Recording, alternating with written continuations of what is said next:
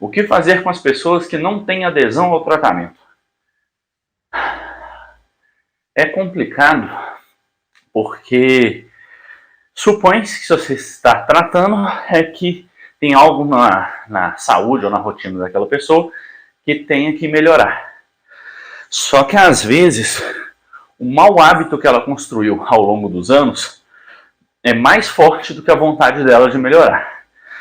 E é nosso papel como médico entender a raiz daquele mau hábito e a importância daquele hábito que tem na vida do paciente para ver se a gente consegue modificar. Por quê? Se ele continuar com o mau hábito, obviamente vai prejudicar a adesão ao tratamento. Então a gente tem que tentar mostrar para o paciente de uma maneira didática que ele deixar aquele hábito é muito importante para ele aderir ao tratamento. O que geralmente melhora isso? Primeiro, pressão de parente é muito bom. Por exemplo, o homem tende a se cuidar bem menos, mas se cuida bem mais quando tem a esposa do lado para dar aquela puxada de orelha na hora que precisa. Organização também ajuda muito, porque se a pessoa não sabe o que tem que fazer na hora que tem que fazer, é muito mais provável que ela não faça o que você está propondo, não só por não adesão ao tratamento, mas por falta de organização. Então, um exemplo clássico. A pessoa tem que tomar muitos comprimidos. Organiza aqueles comprimidos com o dia e o horário que ela tem que tomar numa caixinha certinha. Não precisa ser nada rebuscado, nada caro, mas só você anotar na caixa do medicamento quais horários ele tem que tomar, já facilita demais a rotina desse paciente. Então tenta deixar da maneira mais clara possível a importância daquele tratamento, a importância da adesão ao tratamento que você propôs, deixar o mais fácil possível para o paciente seguir aquele regime de tratamento que você propôs. E uma coisa importante também, tentar dificultar menos a vida do paciente. Porque, vou dar um exemplo chulo. Tem um remédio que ele tem que tomar 4 vezes por dia. Tem outro remédio com efeito similar, ou equivalente, que ele tem que tomar 2 ou 1 vez por dia só. Você concorda que é muito mais fácil a adesão ao tratamento desse paciente se ele tiver que tomar um remédio só, do que tomar 4, ou lembrar de tomar 4 em horários diferentes ao longo do dia? Então, pesquisa, seu papel como médico é pesquisar para saber se tem algum tratamento que vai facilitar a adesão dos seus pacientes em relação a isso, para facilitar a vida dele. E tenta jogar um pouquinho no lado emocional. Por quê? A pessoa não está seguindo a sua rotina, o tratamento que você propôs, não é pelo lado racional. Obviamente, racionalmente, ela seguiria. Então, o que geralmente leva ela a não seguir o padrão de tratamento que você propôs é um aspecto emocional de apego à rotina pré-estabelecida. Então tenta jogar um pouquinho no emocional para ver se desbalanceia. Igual na live de ontem, que eu falei, você pode virar pro seu pai e falar com ele que se ele não fizer o tratamento de hipertensão, diabetes, etc., ele não vai ter saúde do jeito que ele deveria para ver os netos crescerem. Eu sei que é pesado, mas tem gente que é menos drástico do que eu em relação a isso. Esse é o jeito que eu gosto de abordar o paciente. Gosto de tratar ele como adulto e mostrar para ele por que o tratamento que eu estou propondo, na minha concepção, é a melhor solução para a vida dele. Por quê? Eu sei que quando ele não aderir ao tratamento que eu estou propondo, uma das primeiras coisas que vai acontecer é ele perder essa qualidade de vida junto à família dele. Às vezes, racionalmente, o paciente sabe disso, mas emocionalmente não. Então eu gosto de tratar todo paciente meu como adulto, sentar para o pessoal, seu João, você tem 2 caminhos. Esse caminho aqui, você vai se estrepar muito, e esse caminho aqui, você não vai se estrepar, e vai estar todo mundo com você para tentar te ajudar. Vamos pelo outro caminho? Você é adulto, você escolhe qual caminho você quer seguir. Você quer ir pelo outro? Não tem problema nenhum, eu não consigo te obrigar a isso. Você é um adulto livre, pode fazer o que quiser da sua vida. Então, vou te tratar como tal. Mas gostaria bastante que você viesse pelo lado do tratamento que eu estou te propondo, justamente para conseguir melhorar a sua vida e te dar mais tempo para curtir a família e as pessoas que você ama. É o jeito que eu prefiro abordar o paciente. Obviamente, você vai ver outros médicos com outras abordagens. Só lembrando, quando eu digo outros médicos, eu falo outros médicos. Eu sou estudante de medicina, não sou médico. Mas, por enquanto, minha abordagem como estudante, toda vez que eu abordo um paciente, é essa. E provavelmente, se eu tivesse formado hoje, seria a minha mesma conduta. Por isso que eu falo outros médicos ou outros estudantes, você pode ver com outros tipos de abordagem. E que funcionam também. Só que o que eu geralmente vejo que funciona melhor com o paciente é sinceridade. Então você tem que demonstrar uma preocupação genuína e demonstrar verdade naquilo que você está passando para o paciente. Tem pessoa que é mais delicada, que é mais cuidadosa, que consegue levar mais para esse lado afetivo do que eu. Eu não consigo fazer isso. E justamente quando eu forço isso, transparece para o paciente que eu estou sendo forçado, que eu estou sendo falso com ele. E é a última coisa que eu quero, quebrar o laço de confiança minha com o paciente. Então o que eu tento fazer, ser o mais sincero possível. Eu tenho confiança de que o tratamento que eu estou propondo é o melhor possível para a vida dele e eu tento convencer o paciente disso do meu ponto de vista. Eu não sou muito emocional, não sou de ficar, ai, por favor, todo ser humano é importante, não sei o que, apesar disso ser verdade, não é meu estilo de abordagem. Então, o que geralmente eu faço é pegar na mão do paciente, tratar ele como adulto e falar assim, ó, meu papel como médico é te servir. Então, o mínimo que eu posso fazer é te explicar a consequência dos seus atos.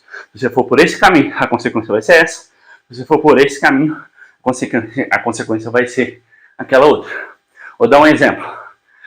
Teve uma vez que, não lembro se no quarto, quinto semestre, a gente estava fazendo um teatro, uma encenação da abordagem de uma paciente que tinha um câncer de intestino, histórico familiar horrível, a mãe faleceu de câncer, a mãe estava internada, a irmã estava internada por causa de câncer, e a gente tinha que dar o diagnóstico para ela.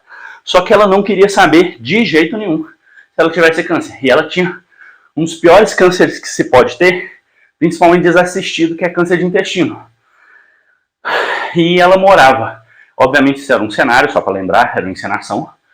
Era um caso real de uma das nossas professoras, só que no caso que a gente estava tratando era uma encenação. Ela morava a não sei quantos quilômetros da cidade, morava sozinha, isolada, não lembro se era numa fazenda ou num sítio. E a gente tinha que tentar convencer essa paciente a aderir ao tratamento. E tem várias abordagens, você tem protocolo para dar esse tipo de notícia para o paciente. Tem um protocolo, se eu não me engano, chamado SCALP. Você tem que fazer um checklist de como dar essa notícia para o paciente, só que essa paciente em si, ela não queria receber a notícia.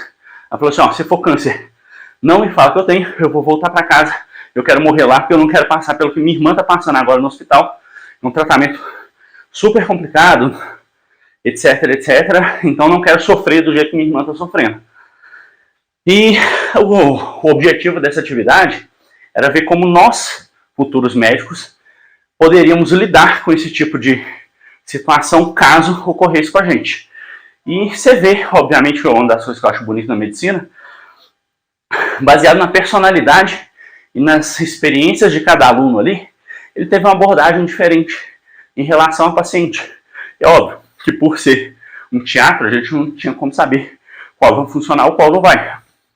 Tem abordagem que vai dar certo para um tipo de paciente, tem uma abordagem que não vai dar certo para um tipo de paciente, mas eu abordo o paciente do jeito que eu gostaria de ser abordado pelo médico. Então, na hora que eu sentei, lá na frente da Dona Maria, obviamente Maria, nome fictício, sentei na frente da Dona Maria e falei, Dona Maria, eu entendo que a senhora está com medo, não vou te falar, porque a senhora me pediu para não te falar qual o diagnóstico, mas pensa só o seguinte, você está com medo de sofrer o tanto que sua irmã está sofrendo agora no hospital. Caso você tenha essa doença, você vai voltar para casa sozinha, a não sei quantos quilômetros da cidade, e ficar sozinha numa fazenda e morrer lá sozinha. que é o que a senhora deseja. Só que eu acho que a senhora não parou para pensar bem nas consequências dessa decisão da senhora. Vou te explicar. Tem algumas doenças que progridem rápido e matam a pessoa relativamente rápido. Eu acho que o que a senhora está achando é que se a senhora tiver alguma desse tipo de doença, é que a senhora vai se sentir um mal-estar, deitar para dormir e não acordar mais. E se for o caso da senhora, se for o caso que a senhora tem alguma dessas doenças, não vai ser o que vai acontecer. O que vai acontecer é essa doença vai obstruir seu intestino, você não vai conseguir absorver os nutrientes da maneira que deveria. Aí você vai começar a se sentir fraca, vai deitar na cama porque você não está conseguindo ficar em pé direito. Tem um fenômeno que acontece na hora que o intestino obstrui, que chama peristaltismo reverso, que em vez do intestino empurrar a comida para baixo, na hora que tem um bloqueio, ele empurra para cima para tentar desbloquear. Então, vai começar a voltar material fecal para o estômago da senhora, a senhora vai vomitar, a senhora não vai conseguir ter força para levantar. Comecei a descrever no sentido mais visceral possível o que realmente ia acontecer com aquela paciente. E na hora que ela já estava bastante assustada com a minha descrição visceral, eu falei assim, ó, eu não consigo te prometer que aqui no hospital você não vai passar por medo, que você não vai sentir dor e que não vai bater uma incerteza em relação ao que pode ou não acontecer com a senhora. A única coisa que eu consigo te garantir é que nós vamos fazer o máximo possível para te deixar confortável e eu nunca vou sair do seu lado enquanto você precisar de mim. Aqui no hospital você vai ser tratado com o máximo de dignidade, justamente porque eu não gostaria que a senhora passasse isso sozinha em casa. Então, por favor, dá uma chance para fazer o tratamento aqui com a gente. Foi isso. Obviamente, na hora que eu terminei esse negócio, estava minha professora, alguns colegas lá chorando, etc, etc. Mas, geralmente, essa é a minha abordagem. Eu não trato o paciente igual criança. Eu não finjo que está no fantástico mundo de Bob, que eu vou jogar porra de pirlim-pim-pim e tudo vai ficar bem no final. Não. Às vezes, as coisas não ficam bem no final.